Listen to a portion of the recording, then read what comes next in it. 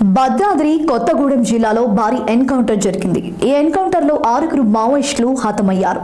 మరో 2 మావోయిస్టులు తీవ్రంగా గాయపడ్డారు. వీరంతా లచ్చన్న దళానికి చెందిన వారిగా పోలీసులు గుర్తించారు. కరకగూడెం మండలం రఘునాథపాలెం అటవీ ప్రాంతంలో ఈ ఎన్కౌంటర్ జరిగింది. గాయపడిన మావోయిస్టులను మనుగారు ఆసుపత్రికి పోలీసులు తరలించారు. ఈ ఘటనలో మావోయిస్టు ముఖ్య నేత కూడా ఉన్నట్లు సమాచారం. ఎన్కౌంటర్లో 2 గ్రే హ్యాండ్స్ పోలీసులు గాయపడ్డారు. వారిని చికిత్స నిమిత్తం భద్రాచలం ప్రైవేట్ ఆసుపత్రికి తరలించారు. మరోవైపు ఎన్కౌంటర్ జరిగిన ప్రాంతంలో పోలీసులు గ్రే హౌన్స్ దళాలు విస్తృతంగా గాలింపు చేపట్టాయి. ఈ గాలింపులో పోలీసులకు 2 AK-47లు 3 SLRలు దొరికాయి. గ్రే హౌన్స్ చీఫెన్ రవీంద్ర నేతృత్వంలోని ఈ ఆపరేషన్ జరిగింది. ఎన్కౌంటర్లో మృతి చెందిన మావోయిస్టులను లచ్చన్న దళానికి చెందిన వారిగా పోలీసులు గుర్తించారు.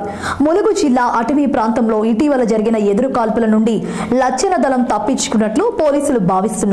వాళ్ళ ఫ్యామిలీ మెంబర్స్ వస్తే మనకి ఇంకా ప్రాపర్ 100% అక్యురేట్ రిజల్ట్స్ వస్తాయి. దీంట్లో మనం రికవర్ చేసిన వెపన్స్ లో AK-47, SLR 303 అదేవిధంగా పిస్టల్ వెపన్స్ కూడా ఒక 5 వెపన్స్ మనం సీజ్ చేయడం జరిగింది. వీళ్ళందరూ కూడా భద్రాద్రి కొత్తగూడెం జిల్లా ASR డివిజనల్ కమిటీలో మనుగూరు పాల్వంచ ఏరియా కమిటీ దళ సభ్యులు. వీళ్ళు ఇక్కడికి తెలంగాణకు వచ్చి రిక్రూట్మెంట్ ప్రాసెస్ అదేవిధంగా ఈ ఎక్స్టార్షన్ కైండ్ ఆఫ్ యాక్టివిటీస్ చేస్తున్నారు. సో మనకున్న ఇన్ఫర్మేషన్ అదేవిధంగా కూంబింగ్ లో భాగంగా మనకు ఈ రోజు ఎక్స్చేంజ్ ఆఫ్ ఫైర్ చేయడం జరిగింది.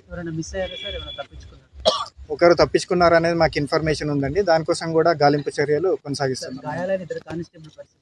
వాళ్ళు అబ్జల్యూట్లీ ఫైన్ అండి. వాళ్ళకు మనం భద్రాచలం హాస్పిటల్లో ట్రీట్మెంట్ ఇచ్చాము. So no issues.